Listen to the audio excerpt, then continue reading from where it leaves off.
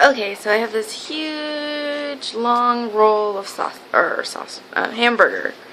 It is 10 pounds and I need 5 pounds of it for raviolis. So I'm going to cut it in half and keep 5 pounds of it in the fridge because we're making them not tomorrow but the next day. So I'm going to just put it in the fridge. And then the rest of it I'm going to divide into half-pound portions because that's how much we use in each recipe. Is a half-pound for both of us. So 1/4 pound per person. Because I like to put a lot of veggies in the recipes. So, how I do this is I just cut it in half for the raviolis and then the rest of it will be into half pounds. And I'll show you at the end. Okay, so I'm working on the hamburger and I have them in 10 bags. I've done 5 so far. I just wanted to show you how I get mine really nice. I always package mine really thin. That way it doesn't take very long for the thrust. See how thin it is in the bag. Sorry, this camera is really up and close and personal. But I do that and I do a half pound in each bag about, give or take. So I was going to show you how I do it. Very easy. And also I do it to help me get the air out of the bag. So I take it, first I just like smush it into the corners of the bag. My camera is very wobbly. Okay, so when it's pretty much in the corners, I kind of just smash it down, keep the bag open. Then I take a rolling pin and I just roll it out. You know? And then see how it's kind of crinkling right here? I just shake the bag when it does that to prevent the wrinkles. That way when it's frozen it doesn't get stuck in it.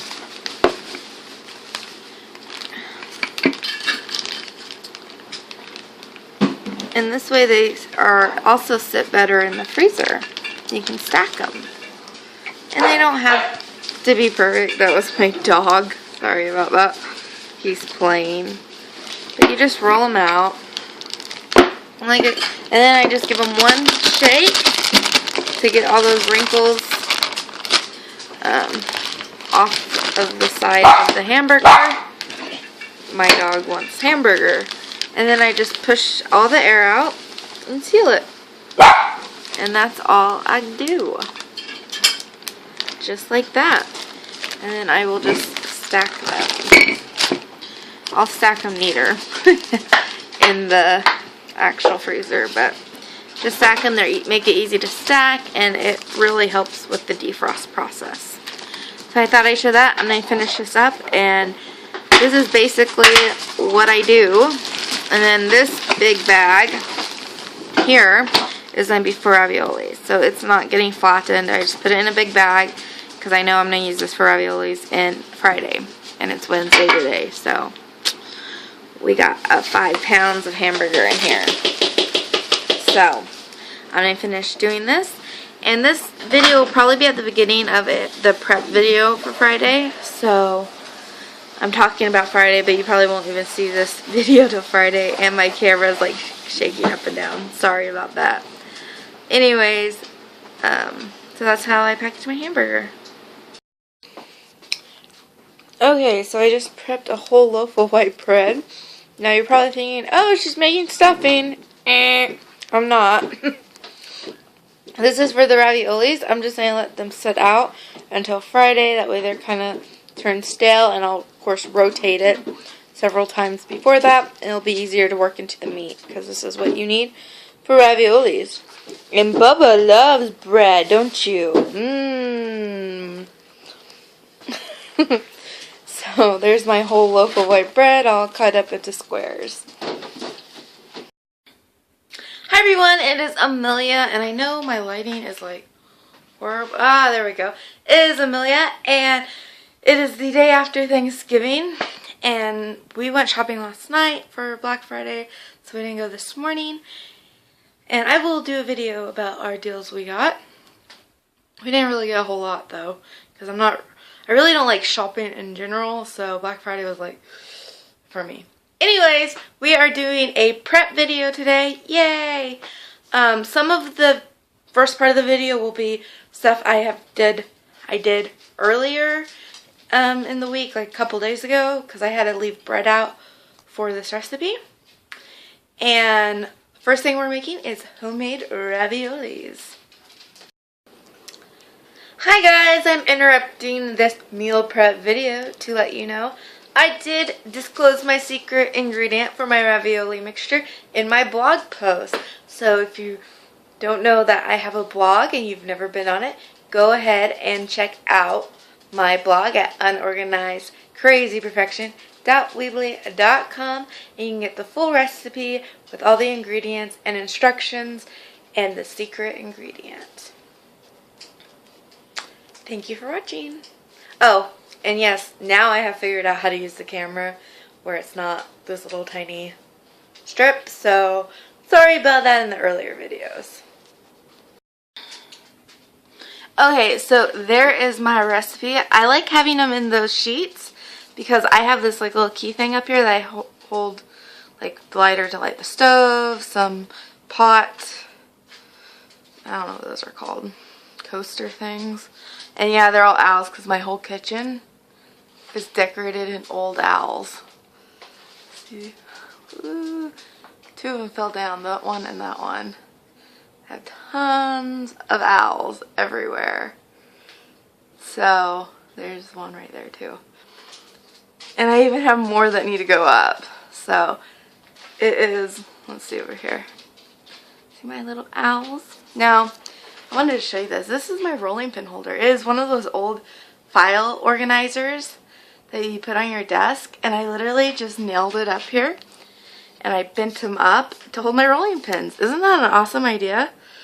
And I love it. They're easy to get. One of them is missing.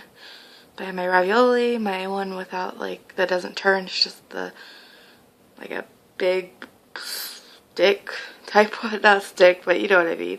And then my pie one that you put cold water in. Okie dokie. So, we have our ingredients. We have the 5 pounds of hamburger, eggs I need. Oops, this is for the mixture. Eggs I need, oregano, the bread, and then my secret ingredient back there. You can use any filling you want. I haven't decided if I'm going to tell you my secret ingredient because this is a family recipe. But it's delicious without it even, so you can use whatever filling you want. This is just my filling. Okay, I also forgot to mention use garlic. You use 5 cloves, but these are like humongous. Look how big these are. Cloves. So I'm going to use these first to use them up and see if I need more. Okay, so I got my hamburger in there, and I'm going to mix in my bread. And I used a whole loaf of bread for this. And what I did is I put it out and let it dry out. And then I did throw it in the oven on a very, very low heat this morning just to finish drying out. And then I crumbled it a little bit. So I mixed my breadcrumbs in. And you can use gloves to do this. I don't suggest with 5 pounds to use like a spatula or anything because it'll take forever, or you can use your hands. I didn't have gloves, so I just put plastic baggies on my hands and it works great as well. Usually I have gloves, I just was out and I didn't want to run to get any because we live, you know, 30 to 40 minutes out of town, but baggies works just as well for me. So now I'm going to add the eggs, and I'm going to 5 to 6 eggs, but I'm going to start with 5. Okay, so I have my 5 eggs cracked right there. I'm just going to I'm going to try to film this while I do it one-handed, at least part of it. Sorry if the camera moves around a lot. It's hard to hold it, and then I'm just going to dump like 3 in. See that I only have 3 and I have 2 left. And mix it together, and I just using my hands, and I'm just going to, you know, smash the eggs kind of and mix it. Yeah, that looks appetizing. Not. So I'm going to finish doing this, and I'll be back. Okay, so now that I have my eggs all mixed in, get out of the light, that's what it looks like. I'm putting my garlic, which you use about 5 cloves. I used 2 huge cloves. My oregano, and then my secret ingredients. Now, I'm not going to tell you what it is because it is a family recipe, but comment below if you want to guess what it is. And we'll see if anybody guesses it right. And you can use any filling, and the secret ingredient really doesn't add too much to it, so you can use it without it. So that's why I'm showing this recipe, because it's not like it's going to taste bad without it, you know what I mean? It's just something our family does, and it's a secret. So, you are going to put a lot of seasoning on this, like a lot. You put enough oregano to cover the top of the meat. So, a lot.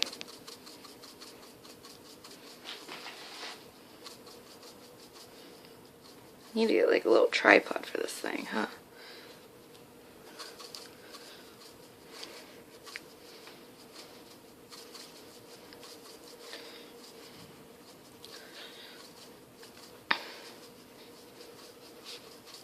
Because you want them to be very flavorful.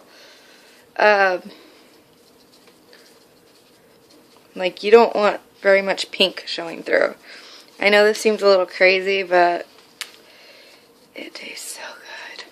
Okay, so once you have the oregano on, I always mix it first. Make sure I can smell the oregano coming from the meat. Like, I'll smell, kind of get my nose down there and whiff it up and see if I can smell the oregano. And if I can't, I'll add more. I don't do measurements because that's not how the recipe was created. Basically, you just cover the top of the meat with it. So let me mix this and I'll be back. Okay, so I mixed my oregano in, and I ended up actually doing another layer on the top of the whole meat, because then I could actually start smelling it, because I couldn't before with just the one layer. So I did 2 layers just covering the top of the meat, and the second one was a little bit more sparse, of course. Now I'm going to put in my secret ingredient, which, try to, if you know what it is, guess below. Not telling though. And you literally do the same thing, cover the top, make sure it covers the top. Yeah, and like I said, this ingredient's not going to make or break the ravioli. That's why I'm not telling you, but they'll taste good either way. And then I'm going to put just some of this garlic in, because I don't want it to be too strong. Probably about a little more than half, and then I can add some later. And I'm going to mix this up right now. Okay, so this is what the meat mixture looks in when it's done. Don't look too bad. Now my husband is helping me with this recipe, and he's making the dough right now. And he's using 5, no. How many cups of flour? 5? 5 cups of flour, 5 eggs, and give or take 3 cups of water. You want to make sure you mix the eggs and flour together. He's breaking his eggs right now. Before you add the water, and add it gradually and mix it until you get the right dough consistency. And we'll show you what that is at the end, after he gets done mixing. Okay, here is the dough, and we ended up using about, how much flour? 6 cups. 6 cups of flour, and only really about 1.5 cups of water. That's why you want to add it gradually. This is an old recipe, and my measurements might have got lost along the way, or you never know, it just wrote down wrong. So I always just add it gradually. I should know by now how much goes in it, but I always forget to write it down. So 5 eggs, 6 cups of flour, and about 1.5 cup of water is what we used.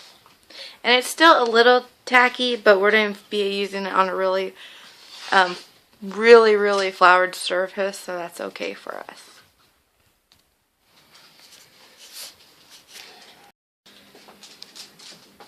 Okay, so we made a working surface on the table with just some wax paper, and we just taped it down.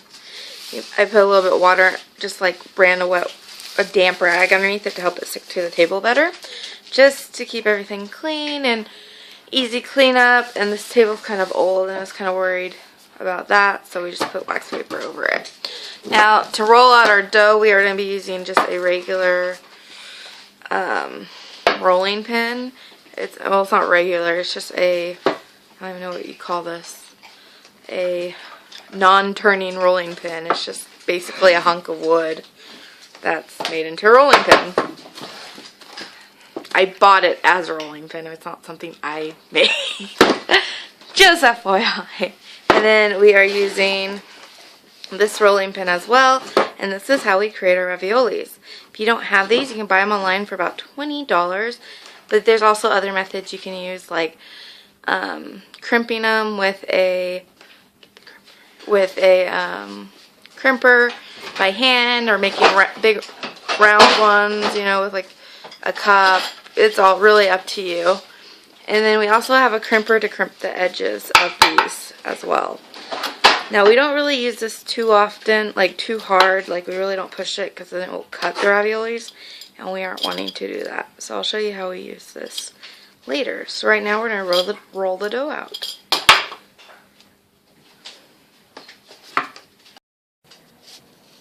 So this is how the dough looks like, or we just take a chunk of dough, we don't take the whole thing. This is how a chunk of dough looks like when you roll it out. You want it super thin, for you don't have a really doughy ravioli. Next, you just take a butter knife, like this one, and you will spread the mixture out.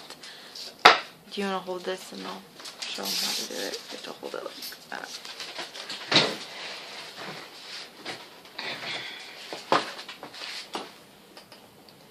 So you just take a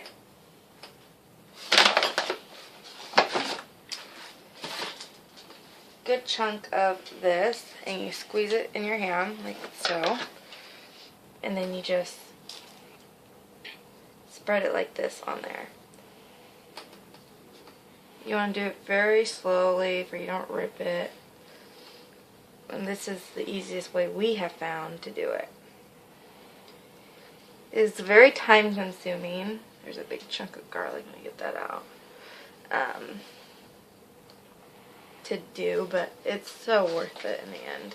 So that's how you spread the meat on the dough. Okay, so I've spread meat mixture with the butter knife over half of it, and that's all you want to spread because you're going to fold this over. So we're going to fold this side over.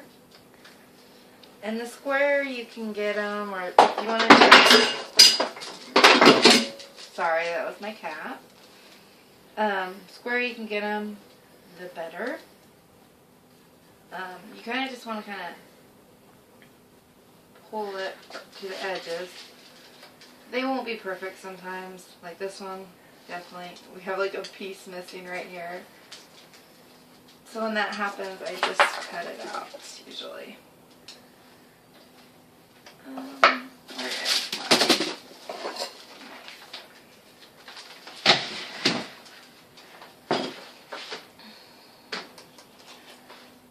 Just that way I don't have to worry about it. Okay. And then I just lightly pat it. Here, switch spots with me. Switching spots, and then I roll it out with my ravioli roll pin. Did this one a little too close to the edge. There we go. And this thing is amazing. This is how I do it. You just want to put about medium pressure on it.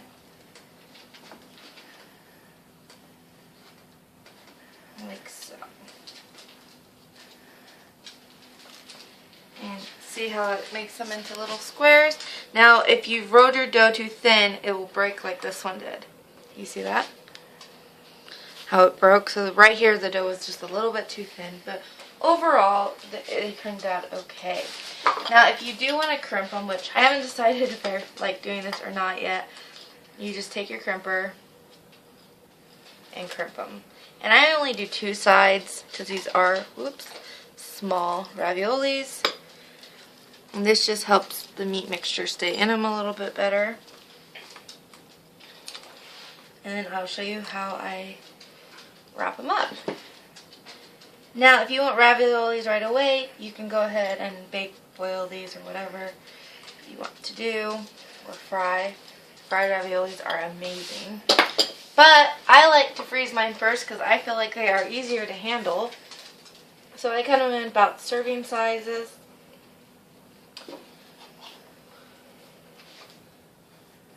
Give or take, I mean, no exact measurements here. And then I take some foil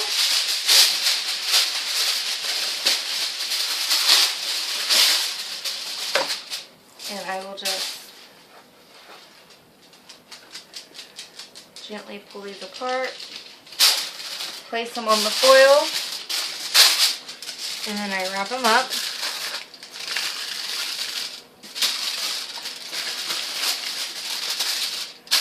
I might have used a little too much foil for this one. Fold the ends in.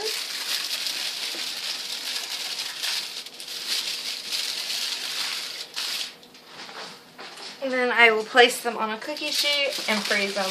And you can stack them a few at a time to freeze them. I mean, they don't have to be perfect. Now, after this, of course, this isn't going to protect them from being freezer burnt. So you can either wrap several of them in saran wrap, or you can put them in a Ziploc baggie, a big Ziploc baggie. That is up to you, but since you're freezing them like this, they stack really nice in your freezer. And when you're ready, you just pull them out. And the great thing about freezing them is that when you pull them out, they're nice, you know, they're hard because they're all frozen, and they will break along these lines. So you can just pop them off and break them, and then cook them however you please. So freezing them, I feel like, is a lot. Like, right now, they're kind of hard. They'd be kind of hard to cut and a little bit messy, but once you freeze them, they just break apart like that. So, that is how we make homemade raviolis.